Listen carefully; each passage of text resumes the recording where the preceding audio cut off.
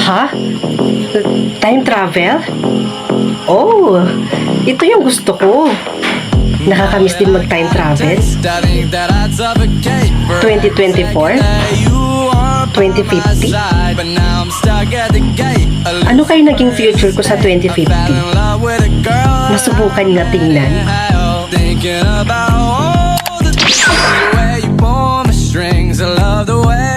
Wow! Grabe naman. Ang tataas naman ng mga building na to. Ang daming mga bahay. At ang lalaki pa. Sobrang ganda. Uy, grabe. Siguro, umaasenso na talaga yung Pilipinas. Ay, nagugutom na ako. Ay, tamang-tama. May karinderya doon. Makakain nga doon. Ate, pabili po ng pinakamasarap yung pagkain. Yung mabilis lang po maubos. Yung palaging binibili ng mga tao dito sa inyo. Okay, ma'am. Wait na lang po, ha? Hala. Gagi. Hindi ko pala dala yung pera ko. Ate, pwedeng utang na lang muna? Hindi ko kasi nadala yung wallet ko eh. Promise, magbabayad ako. Ma'am, bakit niyo pa po babayaran? Eh, wala na pong bayad lahat ng mga bibilhin. Ano? Bakit naman pong wala na pong bayad? Dahil ma'am, ipinatupad na po ng ating presidente na hindi na natin kailangan magbayad para makuha natin yung bibilhin natin. Tama, nasa 2050 pala ako ngayon. Grabe naman. Umaasenso na talaga yung Pilipinas, no? Talagang umaasenso na ang Pilipinas ngayon. Eto na po yung order nyo. Eat well po. Grabe, nabusog ako dun ah. At libre pa. Grabe talaga. Makasakay nga ng tricycle. Gusto ko nang umuwi. Manong! Manong, pasakay po. O sige iha, sumakay ka na. Kumapit ka ng mahigpit ha, lilipad na tayo. Anong sinabi niyo, Manong? Bingi yarn. Lilipad tayo? Oo naman. Wala lang tricycle ngayon na hindi lumilipad iha. Grabe naman ngayon, Manong. Talagang mga high-tech na talaga yung mga bagay-bagay. Umaasenso na talaga yung Pilipinas. Ay, sinabi niyo pa. O siya, kumapit ka na iha. Sige po.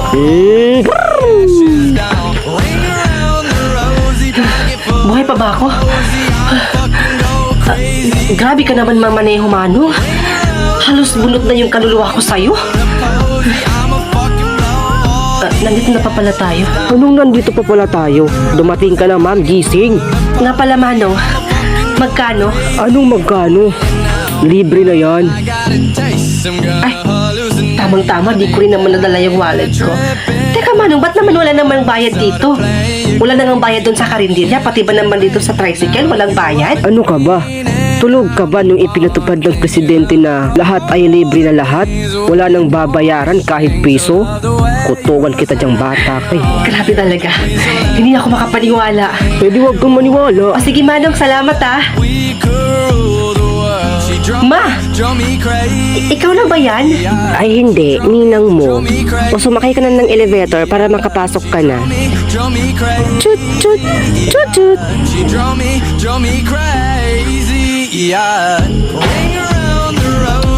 Grabe. Ang laki na talaga ng bahay namin. At may elevator pa.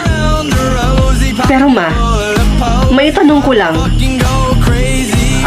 May asawa na ba ako ngayon? Aba, meron. 5 dosenang anak at 3 asawa pa. Ano? In fairness, ang galing ko palang kumerengking-kengking. Nako, sinabi mo pa. Oh, ayan na pala sila oh. Dumating ka na pala.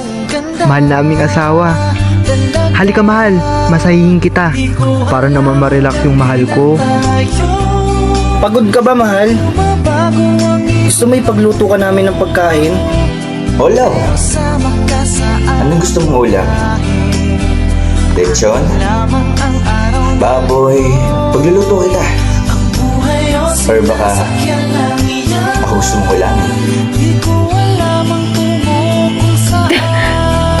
Grabe naman.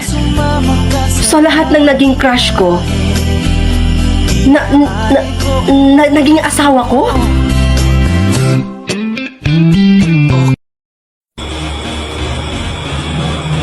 Ha?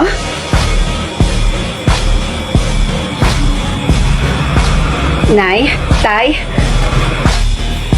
Nay, Tay? Tapatin niyo nga ako. Alam kong mga bilyonaryo na kayo. Pero bakit ganun? Bakit nakatira pa din tayo dito sa pangit at bulok na bahay na to? Mahal, ito na siguro ang tamang panahon para sabihin sa kanya yung totoo. Ano yun, Tay? Ampun ka lang kasi namin, anak.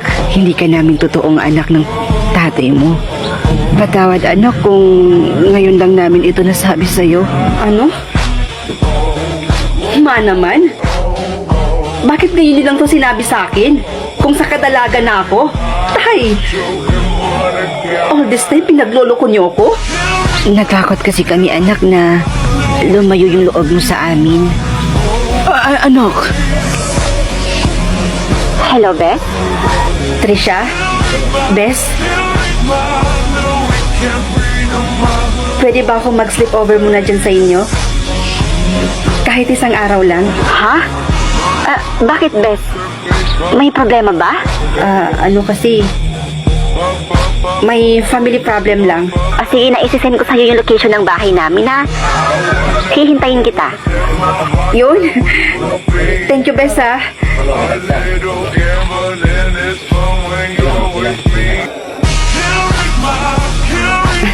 O, Bea. Pasok. Thank you, Bes, ha? Thank you sa pagtuloy mo dito sa akin sa bahay niyo. Ano ka ba? Okay lang yun, no? Tsaka sino pa nga ba yung magtutulungan kundi tayo lang magkakaibigan, di ba?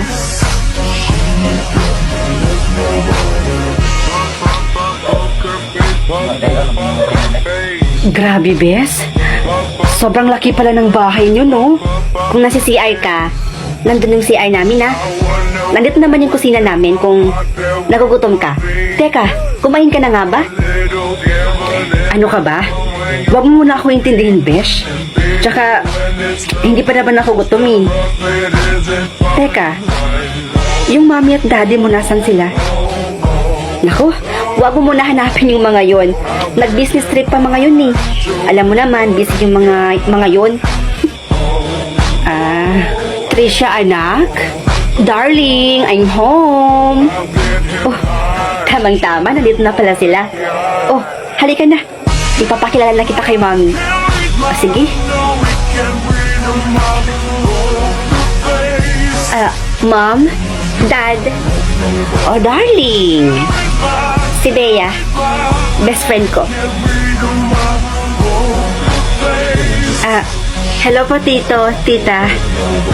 Nice to meet you, Iha. Feel at home, okay? Dahil kung sino ang kaibigan ng anak ko, parang anak ko na din.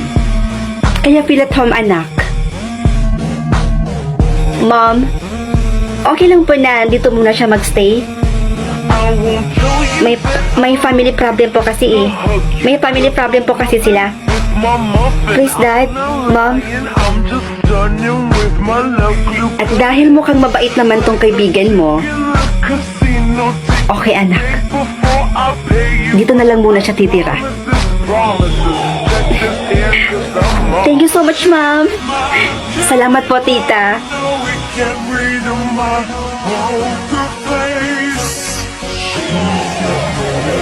Alam mo, Iha? Parang familiar yung mukha mo sa akin. Para bang nagkita na tayo? Pero hindi ko lang matandaan kung saan. Oo nga, Han, no? Alam mo, kung nakita ko pa lang sa batang to, parang nakita ko na din siya.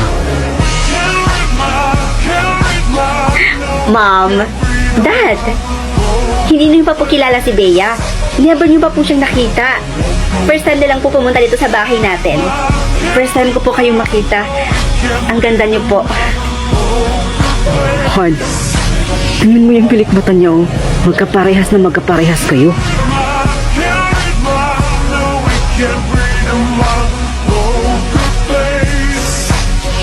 Oo nga, no? Bea, parang copycat mo talaga yung mata ni Mommy. Han, hindi kayo nakita na natin siya before? Feeling ko, ang lapit-lapit mo lang sa puso ko. Hindi ko maintindihan kung bakit.